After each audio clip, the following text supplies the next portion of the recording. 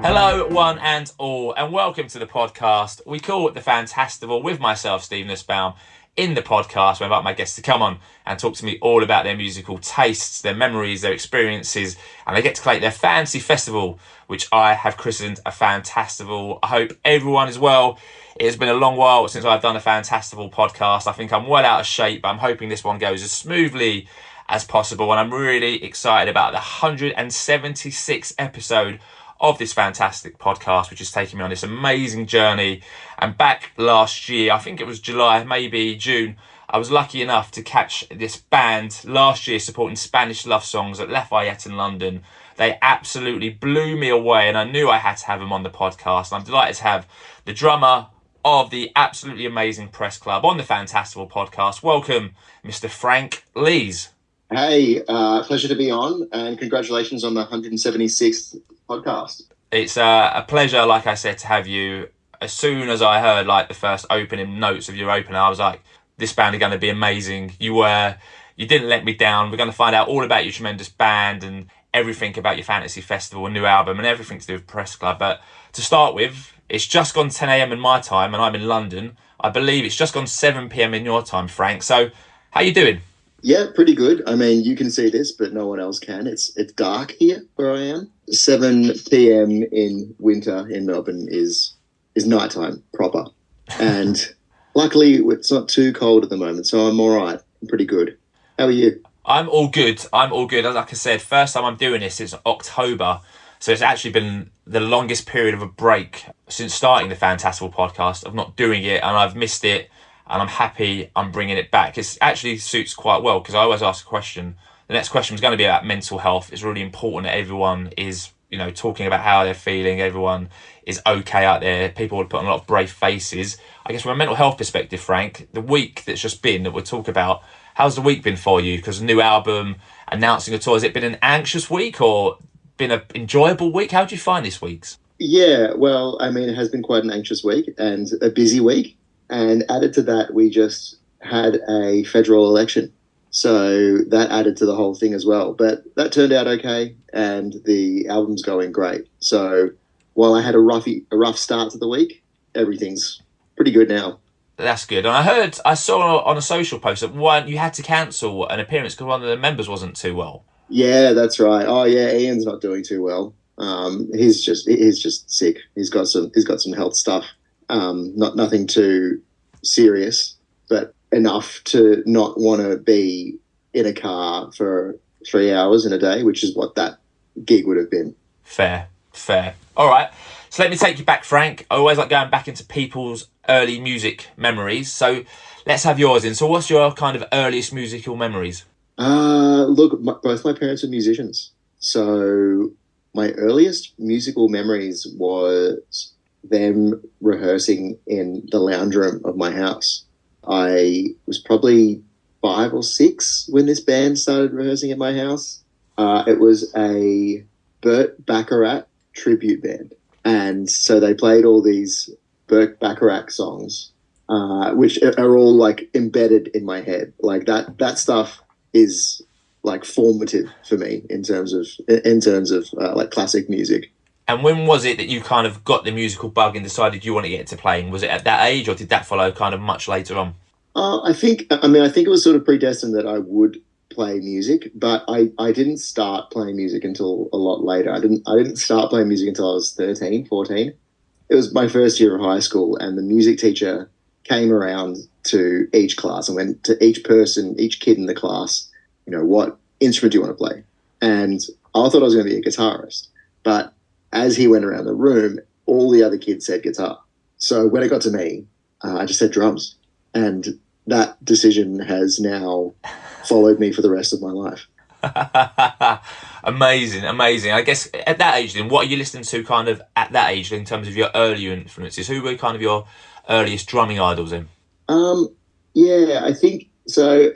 I sort of had 2 big influences in my life. My older brother listened to a lot of metal and new metal. So bands like Rage Against the Machine and Tool and even some grunge like Smashing Pumpkins, things like that. That was that was music that was playing, that was coming from my brother's room that I thought sounded really cool.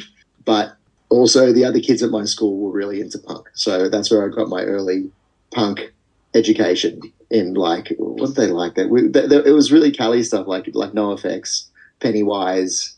I'm trying to think of some other big bands, like obviously Blink-182 and also local punk bands. Like I came up when I was growing up, we had some band. They were the Living End. Living End were huge in Melbourne when I was that age, 13, 14. And it was that was my first gig, actually. I don't know if that's a future question, but my first gig was a Living End gig. And I guess in Melbourne, if you grew up there, which I'm guessing you probably were, that sounds like a really kind of cool place where lots of bands must have passed through when they were touring Australia, like similar to London. Yeah, that's right. Bands would pass through Melbourne, and Melbourne's sort of known a little bit to international acts as like the music city in Australia. You know, Melbourne's always shows are really big in Melbourne. Like I think on this last Taylor Swift tour, the Melbourne gig was the biggest gig of the tour. And that's true, I think, for a lot of bands. But then Melbourne's got a really, really, and still has a really vibrant music scene. I mean, we're from Melbourne, but there's heaps of other bands as well. So talking about the music scene then, Press Club, was that your first band, or were there bands before Press Club that led to Press Club? Yeah. So the bass player, Ian, who we mentioned before, he was in my first band when I was 13 years old. Oh, wow. We went to high school together. Yeah. So I got the gig with Press Club through Ian. But my experience was, I went and studied music after high school. I was really into it. Like my parents are music teachers. So I played a Colombian band for a long time. I played like Latin music. I studied jazz, so I played in a lot of jazz bands too. Nothing super like long term, but I got quite an education in that kind of music. So quite a broad. I played lots of different bands.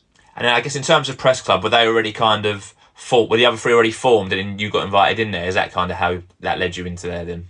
No, there was a band before Press Club called Tully on Tully. That was the band that I was invited into.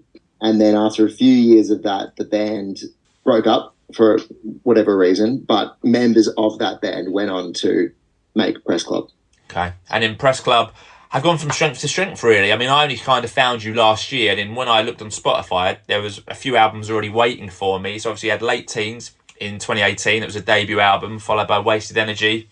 And then, I guess, Endless Motion, which is most of the tracks, or a selection of the tracks that I had heard at Lafayette. And then I listened to all of them, and I was like, this band are amazing, and they're great. And as luck would have it, you've just released the new album, To All the Ones I Love, which has just come out on Friday, just gone on the 2nd of May. Some great reviews for it. The one that kind of leapt out to me was the line that The Clash reviewed, saying, Press Club evolve and expand their sound, an album that speaks to all. So I guess, first up, how did that album come about? Kind of what was the thinking behind the new album? Well, the main thinking was that we needed to write an album. And so that was predestined. And then what kind of album we wanted to write, I think, was us trying to come up with ways to fit the band into our busy lives around what we were doing. I think we're all quite busy when recording this album. Like I had a kid, I had a daughter just before writing this album. So I had like a 6-month-old kid as we wrote it. So I was sort of not there for a lot of the writing and recording, you know, both physically not there and also emotionally a bit checked out. So we sort of embraced a lot of the recording and writing techniques that we know that other people do that we'd purposely not tried before. Things like, well, we always recorded live before. So this album we didn't. We recorded it like everybody else seems to, piece by piece. And that's how he wrote it as well, you know, piece by piece. I'd write some drums and then lead, and then others would put stuff on top of it. And what that led to was, I think, us finding a way of recording that we can come back to. And the album as well, it's about evolution and surviving in amongst the chaos that we sort of live in. So it all kind of fed into itself, like lyrically and musically. How do you approach like a new album as a drummer, right? So I guess as a guitarist, they're messing about with their sounds and they might be playing it in different scales and different riffs and all along. From your perspective, what do you try and do every time you record a new album? Do you have the same process? Are you looking at different processes for your drums, or Are you trying to mess around with your sounds and the way you're playing and the different timings and the beats? How are you approaching it as a drummer? Look, I think in a lot of ways I'm very like meat and potatoes as a drummer. I sort of just play what I think works for the song. And I sort of don't try and reinvent the wheel too often. I think a lot of the best Press Club drum parts actually come from other members of the band. Like Nat, the singer, she can't play drums. She's probably the worst drummer in the band. But because of that, she has these very angular ideas of what drum bits will sound good. So if I just take what she wants and make it make sense on the drums, that often does the trick for, like, if something needs a little bit spicy on the drums, I sort of just throw it to the Brains Trust and let them come up with some ideas, which is what's good about writing with other people. Like, I think that's one of the great things about being in a band. I don't know how solo musicians do it, where they write everything themselves. I don't know how they get these kind of moments of inspiration that you can only get from collaborating. In terms of, I guess, supporting the album, you've announced quite a significant tour, right? So you're doing European dates, which start on the 14th of June. So they start in Groningen, which is in Holland. And then you finish up at 2,000 Trees on 11th of July. And you're playing London the night before on 10th of July, which is going to be a great show. And then after that, you're straight into an Australian tour from 18th of July to 8th of August. So quite a busy period. How do you find touring then? What's it like to be part of the Press Club tour gang? Look, we don't do a lot of the rock star stuff. It's pretty business-like. I think we're lucky in that we're all quite good mates, so we can make do with just each other's company. But I think it's funny. We're at the point now. This will be our 6th tour of Europe, and we just want to put on good shows. You know, we've sort of seen everything we want to see and done all the things we want to do. And we just want to come over and play awesome shows and have a good time with our fans and friends over there. I got to say, when you play live, I think Natalie's a very charismatic frontwoman. She's very energetic. Everyone's kind of bouncing around. It's a very good live experience to see a Press Club show, isn't it? That's what people say, yeah. I mean, we try our absolute hardest every single night, which I suppose is probably the best we can do. Absolutely. You're obviously playing 2,000 Trees, like I said. There's a few little tours, appearances at festivals. Are you a big fan of festivals? Do you like playing festivals? Because a lot of musicians I speak to like the idea of the festival, but some of the things that come along with it aren't so great as opposed to playing your own show. So how do you find playing festivals? I think a mix of both is nice. I think some of the things that you kind of build up in your head about festivals that don't quite meet what you expect is you're quite disconnected from the crowd. There is literally meters of space between you and the people in the front. And I think that creates a really sort of isolating experience on stage, which is not sort of what you expect to feel isolated in a room with, you know, thousands of people in it. And it feels there's a lot more energy when you're playing in a floor show in a pub and like the crowd's like right there standing over you. But there are a lot of pros in playing a festival. Like there's a big rush in feeling that isolation, but then when you finish a song, you hear the crowd and you're like, oh my God, there's like 5,000 people out there or whatever. And it's always, I mean, it's the same thing as going to a festival, right? Like you get to see all these other bands and you get to meet them backstage. So that's pretty cool. Very cool. Very cool. Depending on the bands. Yeah, you don't want to meet anyone who you look up to and then find out they're an absolute arsehole, right? Or something like exactly. that. In terms of other bands in terms of what you're listening to at the moment, before we go on to your fantasy festival, at the moment, from listening to Press Club, I think I listened to your new album and it took me off on like this detour to a band called Sincere Engineer that I really enjoyed listening to. And then it led me to Ways Away, which another band who it's led me to. So that's what I'm listening to at the moment. What about you, Frank? What's on your Spotify or stereo or Apple Music at the moment? What are you listening to at the moment? Okay, I want to make sure that I'm not giving away any of the bands in my fantasy festival.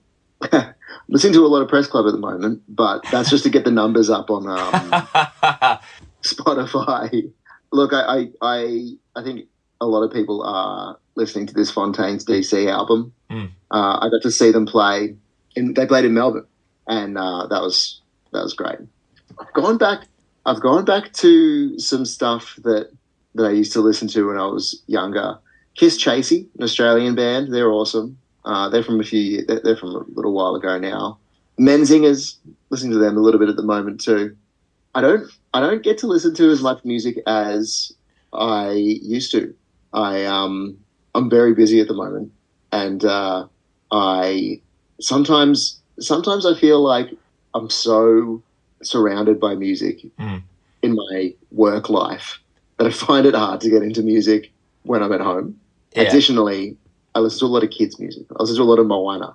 I've had that. I've been through the Wiggles zone. So we had the Wiggles zone, we had the Moana zone, which went to the Greatest Showman zone, and now we're in this kind of... I've got a 12-year-old and a 9-year-old, so now we're kind of caught in this commercial zone, which isn't... Some of it you could go, that's not too bad, and other stuff you're like, this is just through a computer, and it could be anyone pressing a button.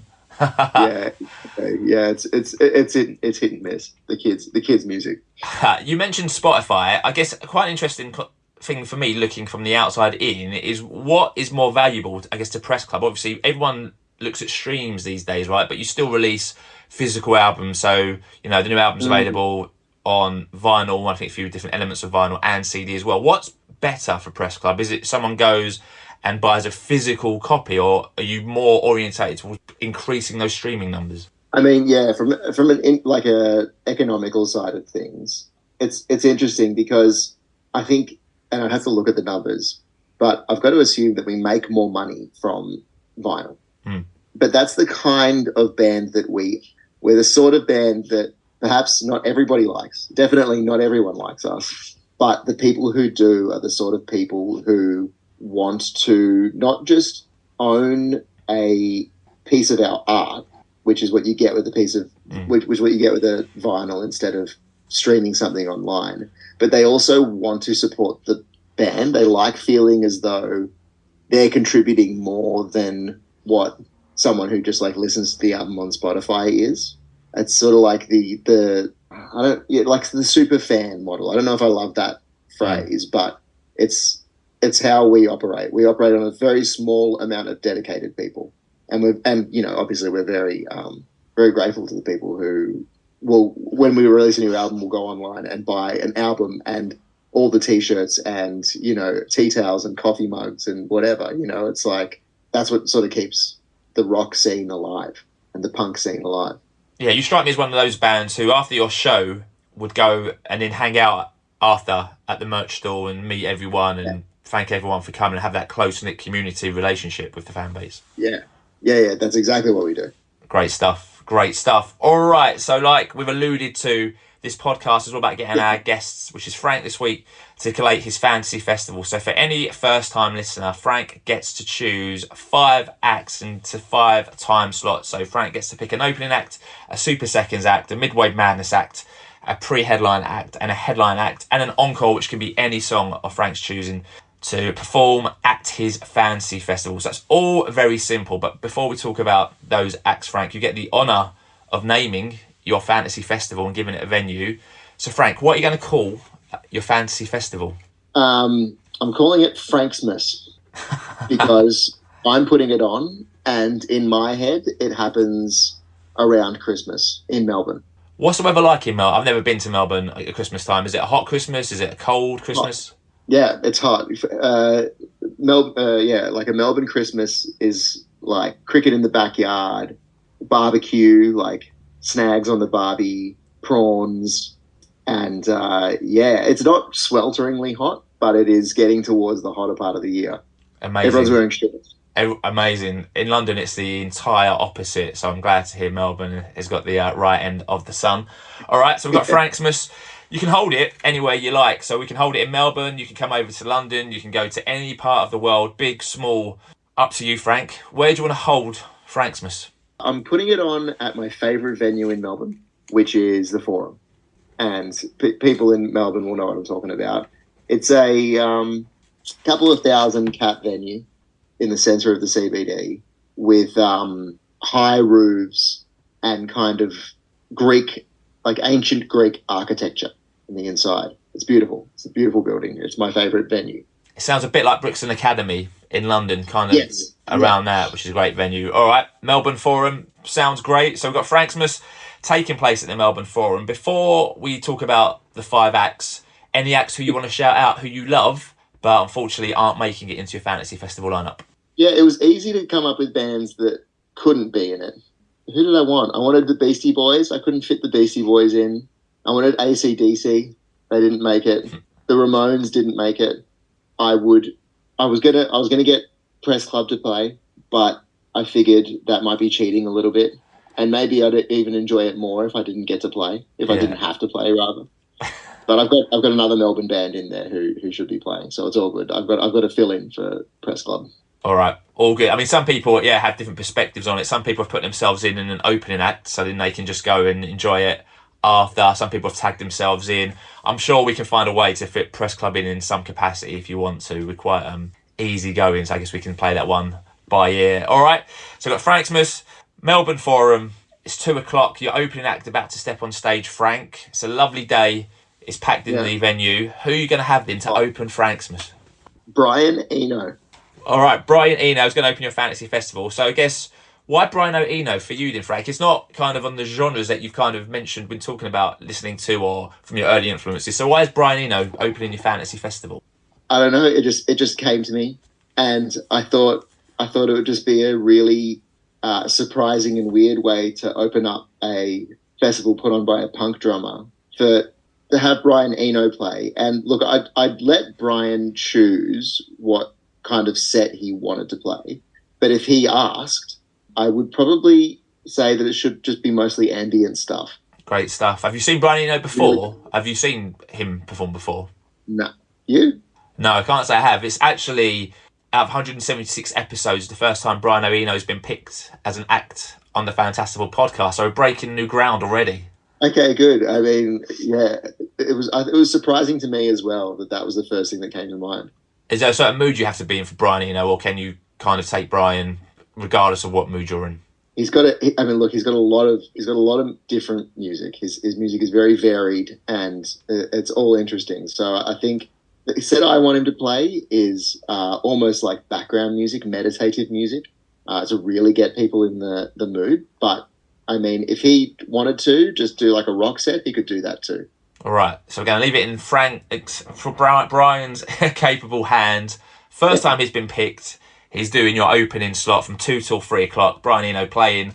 We'll take half-hour break for everyone to get drinks or do whatever they need to do. That'll take us to 3:30. So, Frank, who are you going to have in your super second slot and following Brian Eno? I've got this band, Wonder Horse. Do you know Wonder Horse? Yeah, I know Wonder Horse. Yeah, I was supposed to see him earlier in the year with Fontaine's DC, but they never end up coming to Melbourne. They didn't do that tour for some reason, and that was sort of half the reason I was going to the gig. So I have to get them back to Melbourne. I think they're actually doing a tour of them. I think they're actually coming back to Australia later in the year, but they've also got to do my gig at Christmas. Did you hear about them in Melbourne, or did you hear about them when you was in the UK? Because obviously they're a UK-based band. Was that something that you found whilst touring, or? No, well, it was another, like, it was a colleague at work chucked them on, and I was like, whoa, who's this? And then I found out it was a UK band. Yeah, great band, great riffs. I think leader of the pack when everyone kind of knows that one over here, but their albums are really strong, great band. Yeah, they're awesome. So they're playing my gig in Melbourne. They're going to be rocking it up in Melbourne. And again, first time Wonder Horse have ever been picked for a fantasy festival. So we're 2 for 2 in terms of new acts to the roster. So Wonder Horse playing from 3:30 to 4:30. We're going to take a half-hour break. That'll take us to 5 o'clock, your Midway Madness act, Frank. So who are you going to have playing your Midway Madness slot? Well, look, I mean, this is going to be another band that no one else has picked. This is my fill-in spot. This is where I originally had Press Club playing, but then I thought, no, I'll get our mates to play instead, and that's the Pretty Littles. I doubt. Do you know who the Pretty Littles are? No, they don't ring any bells, and they've never been selected before for a fantasy festival. So I guess tell us about the Pretty Littles then. Why you picked them? Well, they're a bit of an institution in Melbourne. They've been around for longer than Press Club, and they just rock. I think people need to listen to them to get it. I mean, it's very Australian music and like rock music, not just in that he has an Australian accent and it sounds like Australian rock, but he deals with some pretty particular Australian issues. And I think Jack, who's the lead singer, I think he's got a really particular individual insight on what it is like to be Australian. Sounds very cool. Have you played with them much before? Like, are you tour? Yeah, actually, one of the first gigs was supporting the Pretty Littles. Yeah, that was a little while ago now. We haven't played with them at all recently. Not that I can think of, but we're very much closely related to those guys. All right, I look forward to checking them out. Again, not a band I've heard of, not a band who've been pricked before, so they're going to take your Midway Madness slot from 5 till 6. We'll take another half-hour break, and it'll be time for your pre-headline act, so we're going to get an hour and a half to play. So, Frank, 3 acts down, 2 acts left. Who are you going to have then pre-headlining Franksmas? PJ Harvey. Have you ever had PJ Harvey chosen before? Surely. Yeah, PJ Harvey. 4th time PJ Harvey's been picked. So I guess why PJ Harvey for you, Frank? And again, she's got such an eclectic range of music that she's released. Is there any kind of period of PJ that you would want? Or again? Yeah, again, I'm going to let PJ pick, I mean, whatever album they want to do. But I think a rock set will work. What's the one I like? Is it Rid of Me? Yeah, Rid of Me's. I do like that album, but I think, To Bring You My Love. I think that's the one I wanted to play. But look, like I said, I'm leaving it up to them. Yeah, a great artist, great album. I'm always happy when people pick PJ Harvey. Like I said, 4th time she's been picked. She can put on an amazing show for an hour and a half for you, pre-headlining Franksmas, which she's going to do. She's going to play till 8 o'clock. And then after that, I don't know if she'd like the gig that much. Maybe it doesn't matter too much because it's for me. But I wonder if they'd be into this set. You can subliminally be feeding her messages, so she wouldn't even know it was you telling her what to play. It'd just be her subconscious. Yeah. Okay. All right. So she's going to do that for us. She's going to finish at 8 o'clock. We're going to break for half hour, and then we've got one final act to come on to headline Franksmas. So was it hard to pick headliner, Frank, before we talk about them, or was your headliner kind of the first one who popped into your head? Yeah, the headliner, because here's the thing, I've got 2 favorite bands, and I really should have mentioned the other one in my special mentions. My other favorite band is Guided by Voices, and I was going to have Guided by Voices in that PJ Harvey set, but then I thought, no, it's going to be too much. I thought no, it's not going to work. It wouldn't work with Guided by Voices as the pre-headliner. So I had to get, I think PJ works a lot better, which is a shame that I had to cut Guided by Voices from the set, but I had to go with, I think, my favourite band for the headliner, which is The Replacements. Oh, okay. I'm literally reading a book on The Replacements. I'm reading Trouble Boys that I've had in my collection for ages. All right, Replacements, one of my favourite bands. First time they've ever been picked on the Fantastival. Frank, it was meant to be. You were reading the Trouble Boys at the time, yeah. It was meant to be. So, Replacement's probably one of the best bands who no one's ever heard of, right? In John Bon Jovi's own words of who are the Replacements. So I guess, Frank, why the Replacements for you? I mean, here's the thing. They've always been a part of my musical identity. Like my dad had Let It Be, which I think is the technically the 3rd or maybe the 4th album, and would play it all the time when I was a kid. And then when I started getting into punk music, I went back and was just looking through his collection and found that CD, and I was like, oh, what's this? And then I played that CD to death as I was a teenager. And then I found them again when I was a bit older, in my early 20s. I went back and started listening to more than just that album, more than Let It Be. I started checking out some of the later albums. I really like the album after that, Let It Be, and yeah, I mean everything they did I think was great. And like you said, it's hard to run into them. I mean, I think they're a bit more prevalent in the social zeitgeist now. Like there was a whole episode of that show about the chefs that had replacement songs all through it. I can't remember the name of the show, but it's like it's more, they're more around now, and they've got this book. But yeah, they've kept popping up throughout my life. So I think I have to give them the top spot. I love the evolution of that band, right? Because in the first like 2 or 3 albums, they're angry young boys, and then by the end, the Replacement's finished, he's writing mature acoustic ballads and going into like an FM world, which is amazing. Were you lucky enough to see the Replacements when they reformed? Because they came to London and done 2 nights at the Roundhouse. I was lucky enough to catch one, and it was a great experience. Yeah, wow. No, we they never came to Australia, and we never went to see them. Amazing. So they're going to play for 2.5 hours. They can play whatever they want. Yeah. I imagine that's going to be a fairly chaotic show. Yeah, well, I mean, good luck to them. I think it'll be good no matter what, or it'll be bad, which is good. But I mean, if you're reading the book, you know that their sets reached the highest highs and fell to the lowest lows. So no matter how it turns out, this gig will go out with a bang. I think you almost want it to be a bit bad to have the kind of authentic Replacements experience. Yeah, perhaps for I hope the crowd gets it. If it's bad, I hope that people get it. But I suppose it doesn't matter. It's for me anyway. Yeah, I think Westerberg is savvy enough to kind of guide himself through a set for 2.5 hours and know what the crowd are doing. All right, so Replacements finally make their long-awaited Fantastival debut. They're going to headline from 8:30 to 11 o'clock, and then at 11 o'clock they're going to invite back on stage PJ Harvey, the Pretty Littles, Wonder Horse, Brian Eno, Frank. Press Club are more than welcome to come out and to perform on the final song of the evening. It's completely up to you. Completely up to you if you want to bring out Press Club.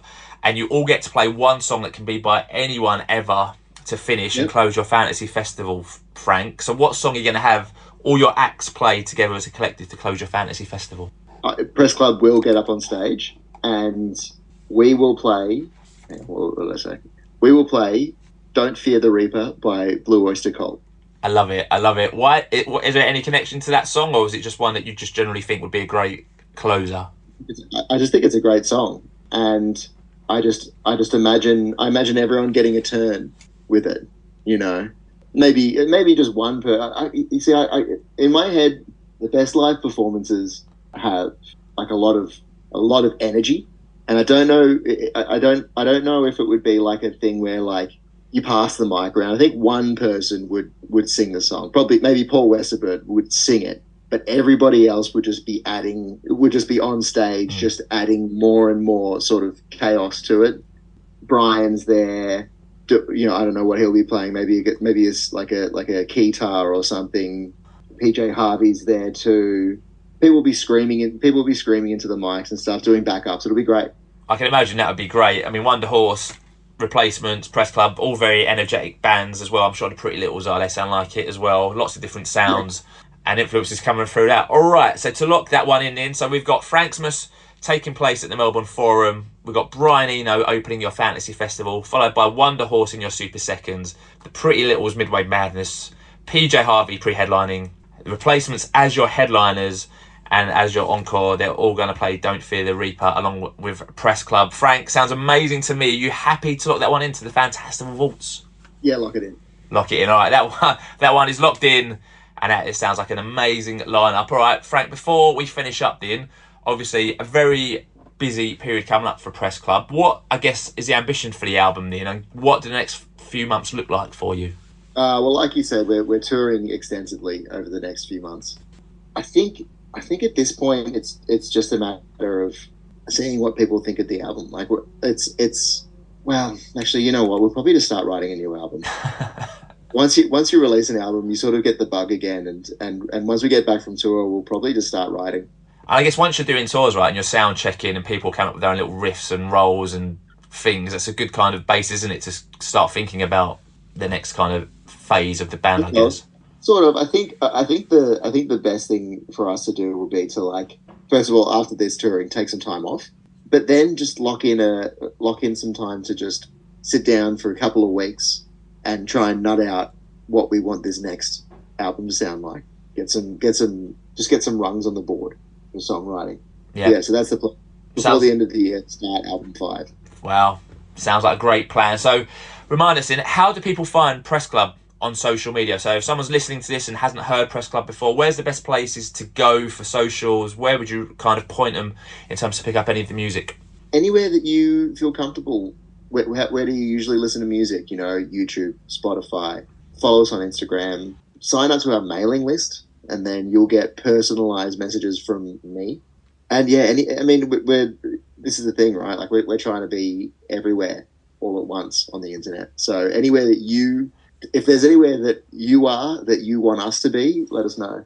Great shout. All right, so that is it. Thank you for listening to the 176th episode of the Fantastival Podcast. If you've enjoyed this one, please subscribe. You can give the Fantastival Podcast a review on iTunes. You can also give us a follow on Spotify. You can rate the show on Spotify and leave a comment on the episode. So if you've enjoyed this one and you're a fan of Press Club and you're listening on Spotify, please feel free to do that. We are on Twitter, so if you're not on Twitter, make sure to follow the Fantastival Podcast at FantastivalP. We are also on TikTok, and you can also email the pod at fantastivalpodcast@outlook.com. So Frank, a massive thank you, mate. 176 in the can. You've been a great guest. It's been a pleasure having you on. I guess, how have you found coming on and collating your fantasy festival? It was enlightening. I thought it was going to be hard, but in the end, I had to cut a lot of acts. So thank you for helping me to rediscover some of my favourite artists. And now I'm going to go and listen to a bunch of replacements again. Do you know what? So am I. I'm going to listen to replacements, then Press Club, and then the Pretty Littles, and then probably get stuck in the PJ Harvey and Wonder Horse world as well. So that's probably my next couple of weeks sorted in terms of like my musical listening. Good luck for the future.